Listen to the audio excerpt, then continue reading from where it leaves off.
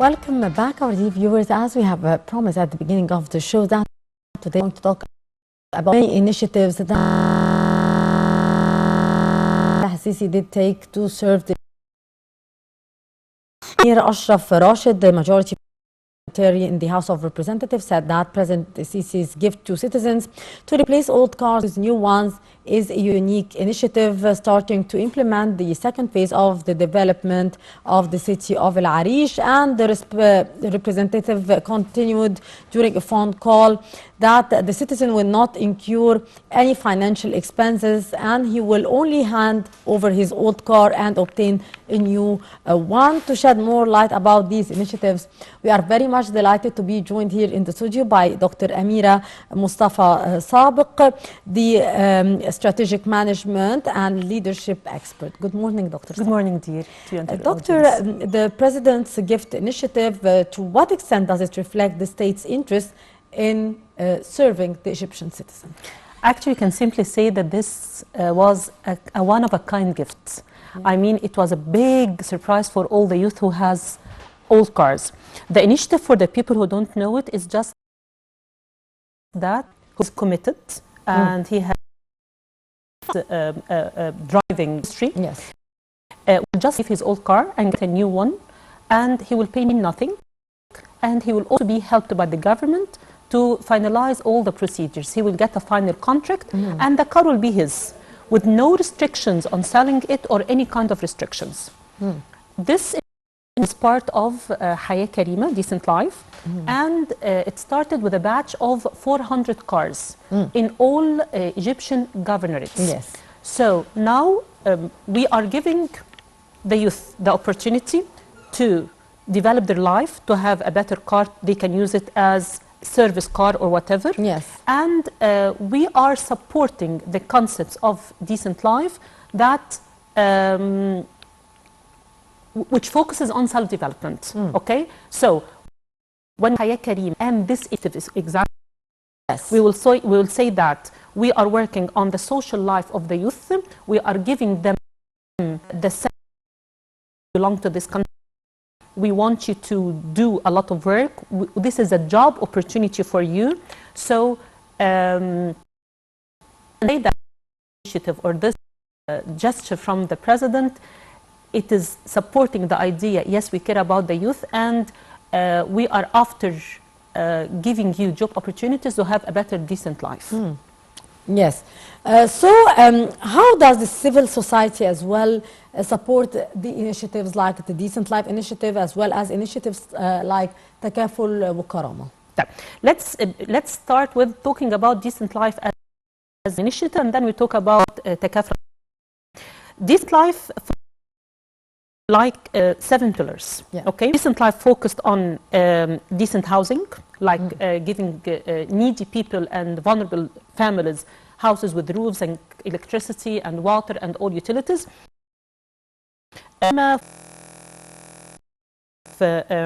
Productive cooperatives. Yes. Hayat Karima focused on giving units with equipment and professional physicians. Hayat Karima focused on educational services, providing nurseries and schools and working on illiteracy. Hayat Karima worked on the economic empowerment for women and for the old ones. Okay, so when we talk about all these things would have never happened without the aid and the support of the civil society. Let's move to Takaful and Karama. This started in the year 2015, which was before Hayat Karima. This started with a big amount of money given by the World Bank. It was about like $400 million. And they started to give small projects in the governorates for needy families. Especially women, yes, who were having no earning at all. Okay, so Takaful and Karama, it's about giving these families an amount of monthly payment, but it is conditional. Yes. Conditional means that all kids starting from the age 6 to 16, they have to go to school on regular basis, at least 80% attendance. Mothers and kids, they have to go to the hospital for the checkup at least 4 times a year. So it means that this civil society awareness for these families, they are following with these. Civil society is represented by unions, is represented by NGOs, is represented by private sector, Indeed. okay? And they are encouraging these families not to get their kids out of the education system, not to have a kind of sickness or illness that let them. Civil society are starting through through campaigns by the youth to take families from the little or the small governorates and start to plan for their life. I can tell you now that especially ladies, okay, they are going to these places and getting these women and little girls and teaching them how to plan for their life. So women are starting to have new projects, be like Sea-Wing or whatever. They started to know that they can have projects from home if they cannot leave home. So the civil society is providing money, providing awareness, providing mental training for these families to have a better, decent life, to be proactive, not reactive. Yes, and through these initiatives, as you have kindly mentioned, Doctor, that there is great extent of both women and youth empowerment. To what extent we are continuing to support these women through the initiatives and through the NGOs, as you have also mentioned that through training the women to have their own small businesses, to what extent they are doing that, and to continue their support by funding these businesses and maybe marketing for these small projects as well for the women here. Okay, let me tell you that most of the women in such places, most of them had no kind of education. So the future for them is vague. Yes. They know nothing about it. It's something blind for them, okay? So the civil society and the people who are responsible or taking the responsibility, they gather these families and they are teaching them. They are focusing on their capabilities and they are teaching them how to use their potentials. And they are seeing the skills in every family of these, or every woman in these families. Right. I, as a woman, I started to know where I'm going. I'm having a vision. I'm having an end that I'm working for. I can taste the success before I go out. Now I feel secure that I can support my family. Decent Life program is a prolonged,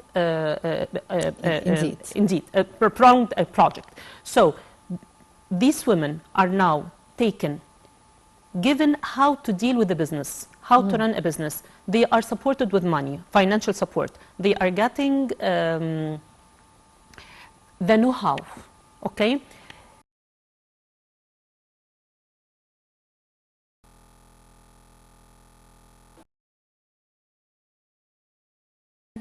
To give their kids, okay? Now they are having the money, they are having financial support every month, so they feel secure. When I feel secure, I can start thinking of my future and my country and how I can contribute with small enterprises or small projects. So I'm not sure this is what you are asking about or not, but I mean the women now, since they started to feel secure with the financial aid they are getting from the government and the civil society, they started to feel relaxed and they started to say, okay, what's next? We want to educate our little girls and boys. We want to have small projects to be dependent or to depend on ourselves. They started to feel we belong to that place and we want to be an added value to it. So now when you talk with any women in such places, you find different mentality. You find different hope in them. They started to feel, yes, we belong and we have a say in this place. Yes, which is a very important thing as well. How does such initiatives also enhance the youth potentials? Okay. Egyptian youth are really unique. They are very smart. They are very active. They are very loyal. They are very committed when they find something they do and they get an added value from it. Okay? So instead of leaving the youth in places knowing nothing, now we are giving them, okay, you want to work? We are giving you the support, like the project of the new car. like the projects of the small enterprises. So youth, you know that youth are always stuck in the middle. Are we really important in that place, or we have no importance? So when we bring these youth and tell them, okay, from now on, yes, you have a say, you have to be proactive, you have to work with a vision, you have to give your country and get back from your country. It's a win-win situation.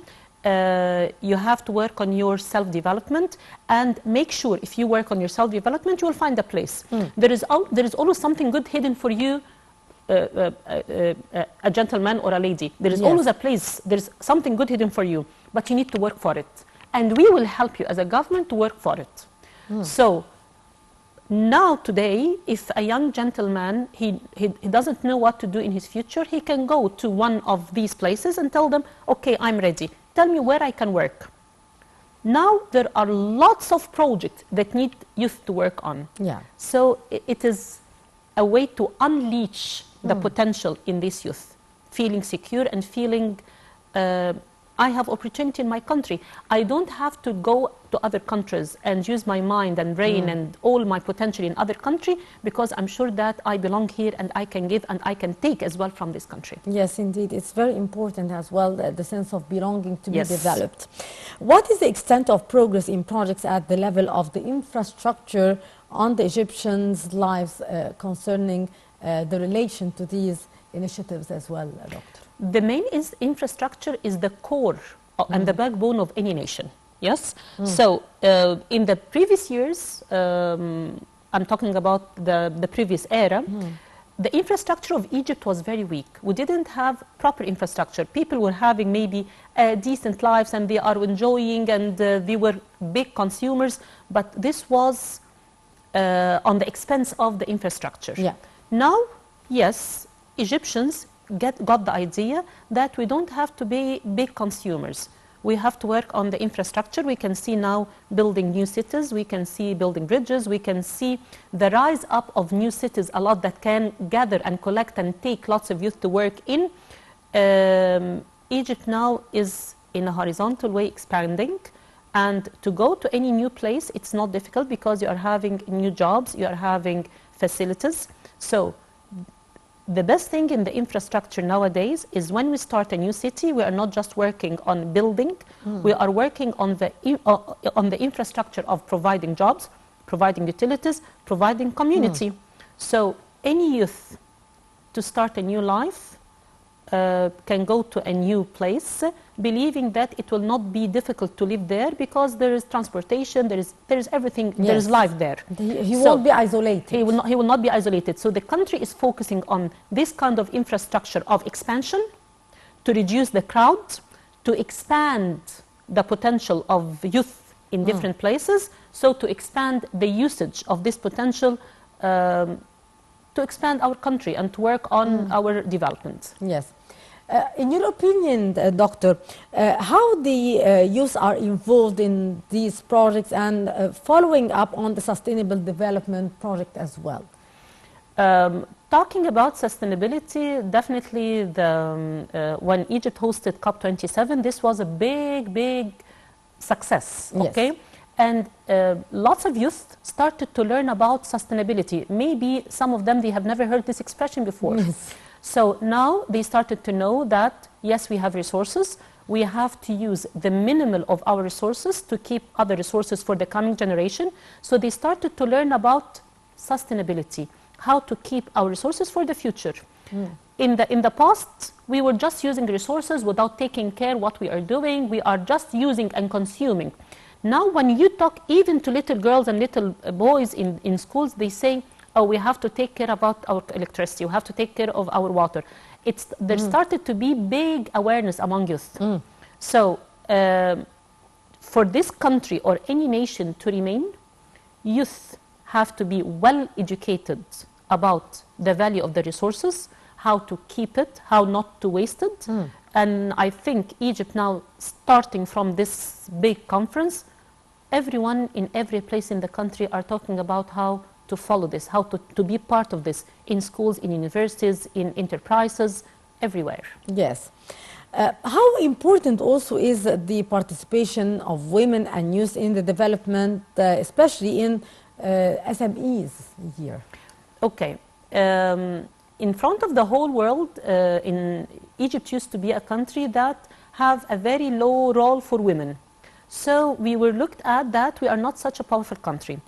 Women definitely are, they can be much powerful than men, actually. Okay, so now the government is showing us role models of women who are now in distinguished places. I think these last years have witnessed lots of women being in big positions that has never been in Egypt before. Yes, okay, indeed. so I, as an Egyptian woman, I can see a role model for me. So I can say, okay, I can give. I have the potential. I can be even much cleverer than men. So women started to feel strong enough and to see models in the government to believe that they have a role. Women, when they give, women by their nature, when they give their utmost effort. Yes, they give their utmost thinking. They give their utmost everything. This is the nature of women. So that's why if you can analyze what's going on in the country in the previous 10 years, you can find lots of contribution and lots of successes that have women behind. Why? Because they were empowered and they were worked on by the government. Yes. Finally, Doctor, to what extent the Egyptian citizen did benefit from all these initiatives that were launched during the past few years, and do we expect more to take place as we are approaching 2023? I will start with the second half of the question. Yes, we are expecting a lot because every day we are seeing something new. Yes. Something like the car initiative. Yes. Okay, this was added. This is something new. So, can you say the first part of the question again? Yes. I'm sorry. To what extent we can see a real benefit from these initiatives, and what do we expect? We can see lots of benefits. We can see socially, on the social level. Now, let me talk about myself as an Egyptian citizen. Even when I meet with people from different countries, I can speak very proudly of my country and say we started to have programs for the needy people. We are not leaving our vulnerable people in our country. We are sharing our potential to take hand of the weak ones. Yes. So this is a source of pride on the social level. It's a source of pride. Other than that, I now feel that the money I'm paying in everything in the country, it goes to a good place. Yes. I know that I'm helping a needy person. Yes, so we are seeing here a reward for the citizens on this very yes, indeed, on this very positive note. We leave our viewers concerning this very important topic. Dr. Amira Mustafa Sabeq, the strategic management and leadership expert. Thank you. It was a pleasure. Thank you. And with that, we come to the end of this segment in our show for today. I will leave you with my dear colleague Amal Mukhtar and with another segment in the breakfast show, so stay tuned.